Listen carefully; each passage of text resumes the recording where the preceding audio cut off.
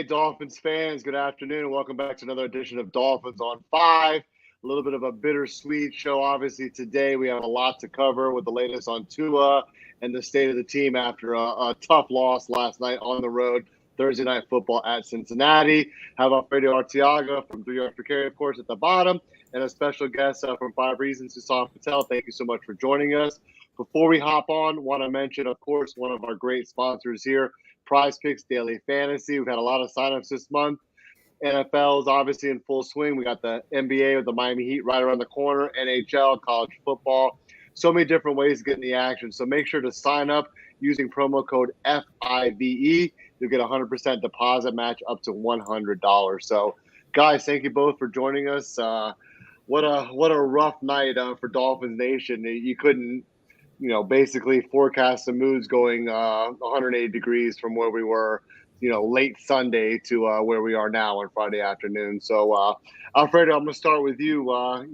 What do you have to say about the whole Tua situation? The latest on him, anything that you want to go over? I know there's just so much going on with this story today. Well, it's getting an unreasonable amount of media attention because of the visuals and because it happened on Thursday Night Football. But concussions do happen in this sport every single week. There are players that are in and out of the concussion protocol. Dolphins actually have one player currently in the concussion protocol, and Ethan Carter. Although Ethan Carter also has an issue with his neck, so his issue is ongoing. What we know is that he had a concussion. The good news was that he passed like his baseline tests and his scans were clean, and that's as much as good a news as you can ask for, because the alternative is if your scans are not clean, there's some bleeding of the brain and he might have needed emergency surgery. So that's all the good news. The bad news is that he had a concussion. The good news is that he's passing every single test so far with flying colors. I was told that he passed some of the baseline tests as far as, like, he was asked about the game. He knew what had happened in the game, although he was fuzzy on the actual play where he got hurt. I can't confirm or deny this, but I was told that he thought he had thrown the ball away when he got hit. But he was clear on what had happened on the game. That was all good news, and that's why he was discharged from the hospital last night. Had he had severe memory loss, which means he had no memory of the game, then he probably would have stayed overnight for observation. But even though no matter now, he has to be monitored for symptoms. I spoke to an internist of a sports team, of a local sports team, and I was told that a younger athlete tends to recover faster from a concussion than an older athlete, but the symptoms will be more pronounced. The good news is that he's reporting that all he has is a headache. He's not vomiting. We'll see how he sleeps tonight, because this is his first night that he's going to actually try to get a good night's sleep. If he's sleepless, that's an issue that has to be monitored as well. And of course, there's going to be sensitivity to light. That's just normal. I've had concussions myself. I've had more than two, let's just say, one severe one. And, that's just a given. As far as timetables, I believe the coach when he says that there's no timetable right now. If you need a timetable, if you're a Dolphin fan and you need a timetable, I guess Thursdays are pretty big days for this team, because that's when they evaluate all injuries and they decide on the inactive list for the most part on a Thursday. Like on Thursday, if you're not practicing by Thursday, it's a very good possibility you're not playing on Sunday on this team. So I guess you can monitor the injury report. I don't want to speculate on it, but if I had to guess, he's not playing against the Jets. I would say that. I think that's clear. But could he play the following week? Possibly. I don't know. It all depends on the concussion protocol and when he passes it, when he's cleared to play. Yeah, it's crazy the timing, obviously, between Thursday. Now you have 10 days until the Jets game, so there's, a lot of time still to pass. But Hassam, I want to ask you, going back to Sunday, obviously, what happened to Tua against the Bills, and now leading up to Thursday. What are your thoughts on just on how this is being perceived, just in terms of the people on social media, and just making this more of a story than maybe perhaps it would normally be? So, give us some of your thoughts and feedback on this. I know you're bringing up some great information here as well. So right over here, I'll walk you guys through the timetable, and it's up. It's actually up on the 5 Reasons Sports Network. I just wrote an article on Tua's injury and what happened and what's going to happen. So let's walk through the timetable. Obviously, we know Tua receives. He gets the impact to the head up against the Bills after Matt Milano pushes him, and it looks he hits the back side of his head. He tries to get up, wobbles, comes back down, and he looks to have gross motor instability. Now, to our eyes, fans, analysts alike, watching, we think, oh yeah, this is a concussion. He's done. He's 100% done. He's not coming back into the game. But after halftime, he comes back into the game. And here's what happens. So according to this checklist, which is mandated by the NFLPA and the NFL Player and the NFL Players Health and Safety Association, there's a lot of things that basically need to happen in a short amount of time period. And I'll go down the checklist again, as you guys can see over there. Of course, yes, Tua receives impacts to the head. He's wobbling around. All right, he gets removed off the field, and he gets to the sideline. Now, on the sideline, they're doing a survey on him. It's the team physician and the independent neurologist provided by the NFL, or basically a third party. Now, there's 4 things that happens. The no-go, which means did he have gross motor instability, which is determined by the team physician in consultation with the independent neurologist. Now, I'm going to stop you real quick. So the no-go, obviously, the symptoms that he had with the fencing posture, if you will, that's a strict no-go symptom, correct? That's a strict no-go symptom from what I have researched. And if Alfredo has asked a doctor or physician or anything, I would assume that would be a no-go, because he's not stable on the field. Like he's in that position where he can basically not move. But what the assumption is, what happened in the Bill games, it wasn't necessarily a no-go event. He was trying to basically maintain his posture. He fell down, was a little bit dizzy. And it happens with a lot of players who even get hits or get the wind knocked out of them as well. So it looked like what we're all assuming is that it wasn't a no-go. Did he have any other concussion signs and symptoms? They ask him questions. They review video of the fetus. Then they do a neurological exam, eye movements, pupillary, evaluation of speech. And McDaniels said it as well. He was fully frontal and conscious right on the field as well. He was also on the field as well. The other thing which happens is that if they're assessing this situation, if any of the elements are positive, inconclusive, or if the doctors suspected concussion, they escort him into the locker room. After that, the Dolphins' actual Twitter account basically stated that Tua was being evaluated for head/neck injury.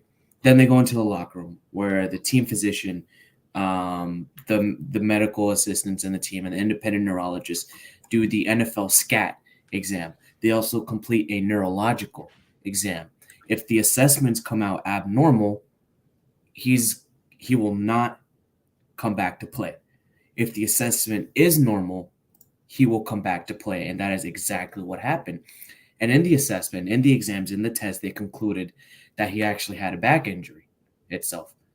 We know that he tweaked his back in the goal line play in the first quarter as well. And actually, in a quote of his as well, I'll go ahead and stop sharing here. In a quote of his that, I put in my article, it felt like, his back buckled up.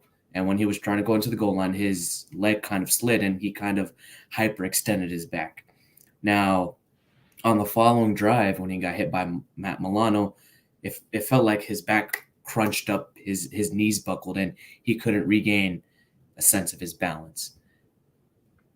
And by the way, there's a video going around which is very instructive. A great play by Des Bryant a few years back where he catches a ball in the end zone to win a game, and they deemed him out of bounds because he had his hand down, but he falls on his back.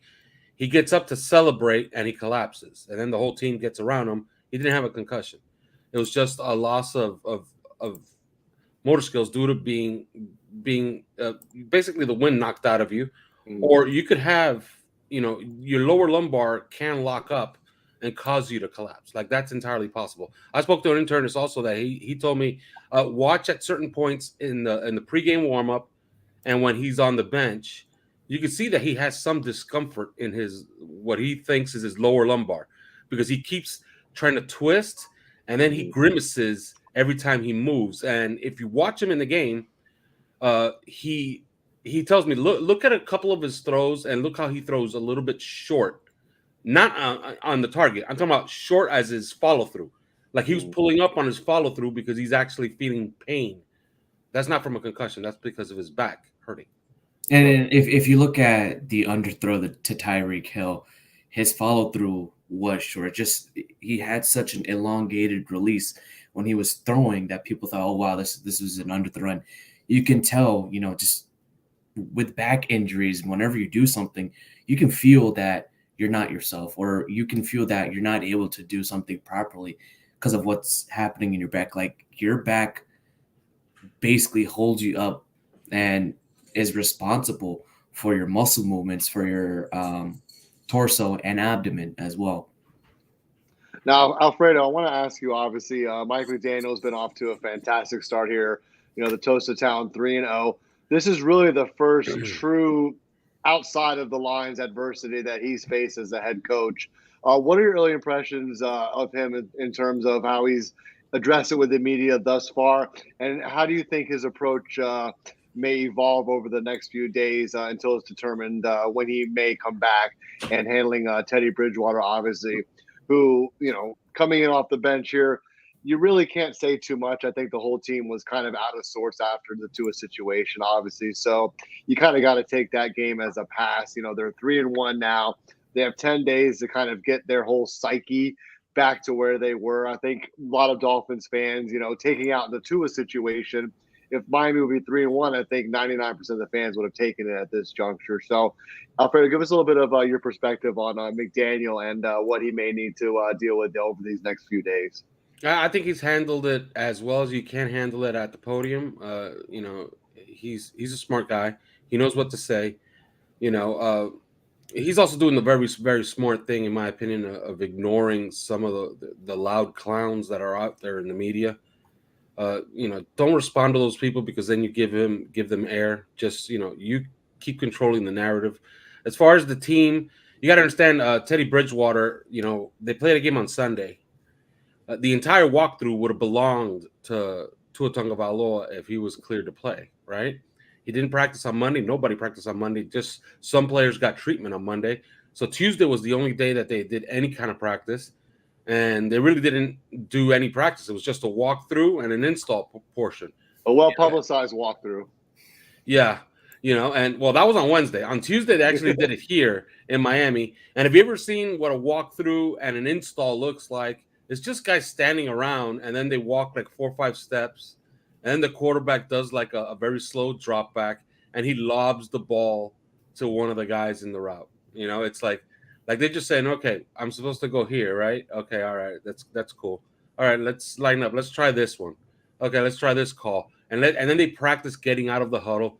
There's not much physicality at all. If you can walk, you can participate. That's another thing I told people on OnlyFans today. It's entirely possible that you're going to see Tua with the injury designation as limited, like actually participating in practice, but out. And people are going to say, wait a minute, he's already practicing? Because people have this vision in their head that he's wearing a helmet and that guys are hitting him and that there's actually like everything's happening full speed. It's not. It's an install portion is really, really, really slow. Nobody's wearing helmets. Everybody's wearing ball caps or bucket hats. So that's entirely possible.